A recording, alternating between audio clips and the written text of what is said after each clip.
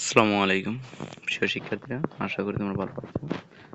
আজকে সপ্তম শ্রেণীর বিজ্ঞান বিষয়ে তোমাদের আজকে পরীক্ষার কিছু নমুনা প্রশ্ন নিয়ে উপস্থিত হলাম। অবশ্যই পুরো ভিডিওটি টেনে না দেখে পুরো ভিডিওটি দেখবে। তোমরা কি জানতে চেয়েছো যে স্যার আমাদের বিজ্ঞান পরীক্ষার কিছু সাজেশন দেন, যে আমরা একটু চিন্তিত আছে যে আমাদের পরীক্ষাটা আসলে কেমন হবে, কিভাবে হবে, এটা সম্পর্কে আমাদের তেমন আইডিয়া নেই। যে যদি আমাদের একটু বলতেন তাহলে একটু উপকৃত হতাম। তো আজকে তাদের জন্য এই ভিডিওটি। যারা আমার ভিডিওটি নতুন দেখছো, চ্যানেলটিতে নতুন হয়ে থাকো, তাহলে চ্যানেলটি সাবস্ক্রাইব করে রাখো। আর যারা সাবস্ক্রাইব করেছো তোমাদেরকে অসংখ্য ধন্যবাদ। তোমাদের কাছে যেন সর্বপ্রথমে ভিডিওটি চলে যায়, তোমাদের পরীক্ষার সাজেশনগুলো পেয়ে যাও। তো দেখো যে সপ্তম শ্রেণী এখানে বিজ্ঞান বিষয়ে তোমাদের এখানে প্রথমে যে কাজটি থাকবে সেখানে হচ্ছে 25 নম্বরের মধ্যে, সেখানে 15 নম্বর হচ্ছে তোমাদের নৈবিত্তিক, আর 10 নম্বর হচ্ছে তোমাদের এক কথায় উত্তর। এরপর তোমাদের রয়েছে দৃশ্য নির্বাচী কাজগুলো। তো চলো শুরু করা যাক। তো তোমাদের এখানে প্রথমে এখানে দেখো যে দেখতে পাচ্ছ পেনিসিলিন আবিষ্কার করেন কে, এখানে আর কোনটি হবে। আমি এগুলো উত্তরগুলো শেষে দিয়ে দেবো, অবশ্যই তোমার উত্তরের জন্য একটু অপেক্ষা করো। ব্যাকটেরিয়াকে মারার জন্য আমরা যে ওষুধ ব্যবহার করি তার বিরুদ্ধে কাজ করে কোন অংশ? এখানে কোনটা হবে, ক্যাপসুল নাকি পিলি নাকি প্লাজমিড নাকি নিউক্লিয়েট? যে প্রকৃতিতে প্রাপ্ত মৌলিক পদার্থের সংখ্যা কত, 20, 98, 118 নাকি 77, কোনটি হবে এখানে? এরপর হচ্ছে চিনির অণুতে কি থাকে?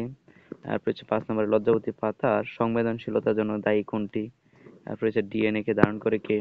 তাপ বলতে কি বোঝায়? এরপর কোনটি কাজের উদাহরণ? তারপর এলইডি তে তড়িৎ শক্তি কোন শক্তিতে রূপান্তরিত হয়? জীবাণুর জন্য সুবিধাজনক বাহন কোনটি? এরপরে তোমাদের রয়েছে এডোফাইট কোথায় থাকে? এরপরে হচ্ছে কোন বোতলে বেশি লবণ হবে? পরীক্ষা দ্বারা নিশ্চিত হয়, যেখানে কোনটি নিশ্চিত হবে? এরপর 14 নম্বর রয়েছে তোমাদের ভূপৃষ্ঠের কোন স্থানের গঠনগত আকৃতিকে কি বলে? তারপর কোন স্থানের ভূমিরূপ তৈরিতে প্রধান কয়টি প্রক্রিয়া কাজ করে? তো দেখো এখানে নৈবিত্তিকগুলোর উত্তর, এবং এগুলোর উত্তরগুলো আমি আবার বলছি, এগুলো তোমাদের ভিডিও শেষে দিয়ে দিব, একটু ধৈর্য ধরে অপেক্ষা করো। তারপর দেখো যে এক কথায় উত্তর, এই এক কথায় উত্তরগুলো কি হবে? এক কথা আছে, এখানে প্রশ্নগুলো দেখতে পাচ্ছি, এখানে 10টি প্রশ্ন রয়েছে, এখানে 10টি প্রশ্নের উত্তর দিতে হবে। যেমন এখানে আছে যে সমুদ্র, নদী, হ্রদ, হাওর বাওর ও জলাভূমি অঞ্চলের বায়ুকে কি বলে? যেসব পদার্থের মধ্য দিয়ে বিদ্যুৎ পরিবাহিত হতে পারে তাদেরকে কি বলে? ক্রোমোজোমে কোন বংশগতির উপাদান থাকে? ক্রোমোজোমে কোন বংশগতির উপাদান থাকে? তারপর কোনো বস্তু তাপমাত্রা সঠিকভাবে নির্দেশ করার জন্য কিসের প্রয়োজন? ভাইরাস কোন রাজ্যের অণুজীব? তারপর হচ্ছে ভিটামিন সমৃদ্ধ বলের ট্যাবলেট হিসেবে কেন কোন ছত্রাক ব্যবহার করা হয়? কাঠের উপর রং করতে কোন দ্রবণ ব্যবহার করা হয়? লবণ পানি মিশ্রণ হতে উপাদানগুলো কোন কোন পদ্ধতিতে পৃথক করা যায়? পৃথিবীতে কত বছর ধরে প্রাণীর অস্তিত্ব আছে? টারশিয়ারি যুগের পাহাড়গুলোর গড় উচ্চতা কত? এই যেখানে যে প্রশ্নগুলো দেখতে পাচ্ছ, এই প্রশ্নগুলোর উত্তর দেখো। এরপর তোমাদের যে কাজগুলো রয়েছে, যে সংক্ষিপ্ত প্রশ্ন, এই সংক্ষিপ্ত প্রশ্নগুলো কিন্তু আসবে, এই সংক্ষিপ্ত প্রশ্নগুলো তোমাদের উত্তর দিতে হবে।